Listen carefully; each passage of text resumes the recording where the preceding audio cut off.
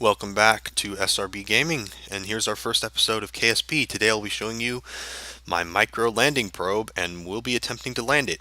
So I was doing other missions, failed missions. This is a hard mode save, so no quick saves.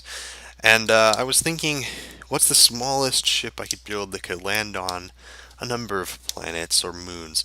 And of course you would probably go with a probe with an ion engine.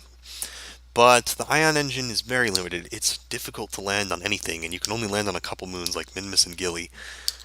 I didn't want to do that. Instead, I got these massless radial O10 monopropellant engines, and I actually have 10 of them on here. This is just a tiny Stay-Putnik probe. We've got a SAS, 2 tracking solar panels, 2 radial monopropellant tanks, mech-jeb unit for Delta V stats, and 10 O10 monopropellant engines. Now I've actually only got 2 activated at a time because I was doing precision work trying to get my peri. You can see Jool out there, a little speck in the nebula. Anyway, I was trying to get my periaps down for a decent aerobraking altitude, and I had to disable most of these because if you don't, like this thing starts out with 4,000 meters per second delta V, you'll burn that up in less than like 20 seconds. It's ridiculous. Even now, I can burn up the remaining 1700 meters per second delta V in about 25 seconds. This thing is insanely fast, fast acceleration. So here's my trajectory. As you can see, we got Jool, and the periaps is 140,700 meters. And if I remember correctly, that's right below the atmosphere, and I'm hoping I can do an aerobrake, save a little bit of delta V there. And then I'm going to try and land on either Val, Bop, or Pole, depending on which one works out. I can't do Tylo. I've never done Tylo. If you don't know why it's hard, it's like Kerbin with no atmosphere. Yeah, that's not very fun. So, anyway, we're going to land this tiny thing. Oh, just for some perspective, the entire launch vehicle, like on the launch pad, 25 tons. That's like smaller than a lot of the payloads I send up. Anyway, I'm going to just carefully time warp towards Jool. And I want to be really careful because I have actually overshot this before, and the physics warp completely. I had a Duna mission. I was going to aero brake because I didn't have enough fuel to stop it. The time warp just shot me past the atmosphere. I got shot out the other side, and now they're orbiting the sun because they have no. They have an ion engine, but it would take 2 hours to burn enough to go to Kerbin, so I am giving up on them for a while. Maybe if I have 2 hours to spare. So, coming in, I am fairly new to interplanetary transfers, but I'm getting better. I was working on moving the periaps earlier. Coming in a little slow. Why don't we get a view? Oh, we're in the system. There we go. So here's all the moons. Oh, thank goodness, no Tylo encounter. My word, I hate those. There's Jool. I believe that is Laythe. A little speck on the side, and I might be able to see something out the backside of Jool, but I don't know about that. Oh, there's Tylo. You can see it out there. Okay, so we're going to hopefully break in the atmosphere. I've only actually been out here a couple times on a different save. I crash landed a base, basically just a lander that ran out of fuel on Pole, on the North Pole of Pole. Yeah, North Pole of Pole. Anyway, landed it there. It landed in a valley, so there was barely any light, but it did survive, barely.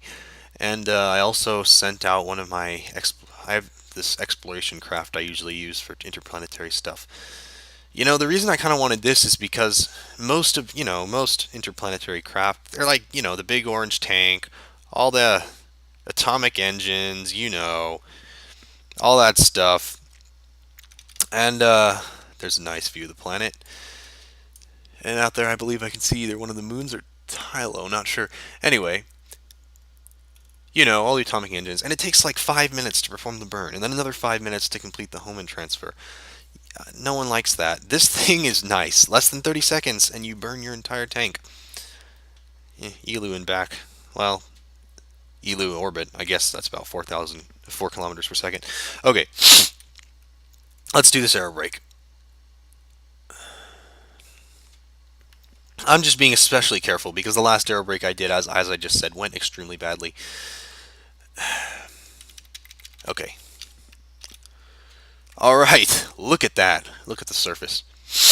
So, I believe the atmosphere of Jool starts at about 143,000 meters. If I'm wrong, I'll just have to waste some fuel and I won't probably not be able to land.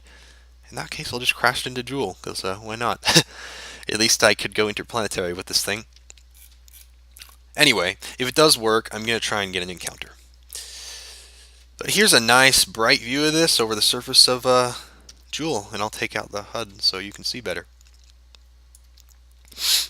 Anyway, my original designs are like orbiting near the orbit of Moho because I was trying to send them out there.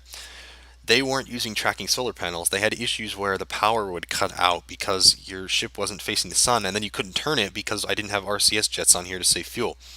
So what you'd basically end up doing is you have to wait until your craft came into an orbit where the solar panel was facing the sun, and then you'd completely miss your maneuver node. I am going to speed this up just a little bit because we are going a little bit slow. Alright, we're coming very, very, very close to the atmosphere.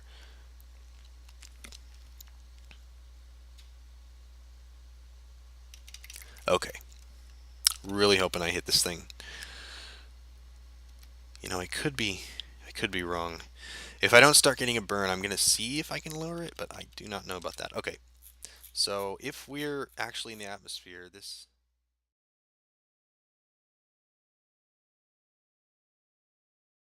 So basically, I'm just going to have to go with the normal transfer. Let's just get my delta V stats up here. Alright. So I'm going to go up a bit higher. Just so, okay, this is a... Well, yeah. Let's just do orbit here. So, retrograde. I love this new feature in 0.9. And burn. And it's going pretty quickly. I gotta watch my delta V because I don't have that much available, but I should be able to get into an orbit. Okay, there we go. That's a really low orbit. It's eccentric. It's gonna be kind of tough to get a Val encounter. I don't know if I can do it with this inclination, but I am going to give it a go.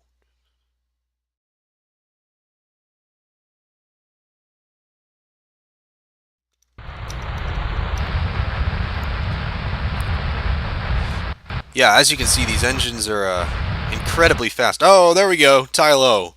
Perfect. And I'm going to get myself into a polar Tylo orbit, looks like, and then we will stop there because I can't land on Tylo. Maybe I'll just crash the probe into it for good measure. Or I could just have a Tylo orbiter on this save, better than the other ones orbiting the sun. I'll still consider this a success. It got all the way to Tylo. That's more than most of my ships can do. Alright, the periaps is pretty high, but... Alright, and coming in. Coming in for the encounter. Oh, this is going to be close. This is going to be close. I don't think I'm going to make it. Oh, man. And nope. Tylo Flyby. Okay, okay. Well, let's get a view before we end this video. Jool. Oh, that's a cool view. I believe that would be Val, Jool, Laythe behind it, and where is Tylo? I am definitely close. Look at that. There's Tylo. Please do comment with any questions or concerns, and subscribe for more. Thanks.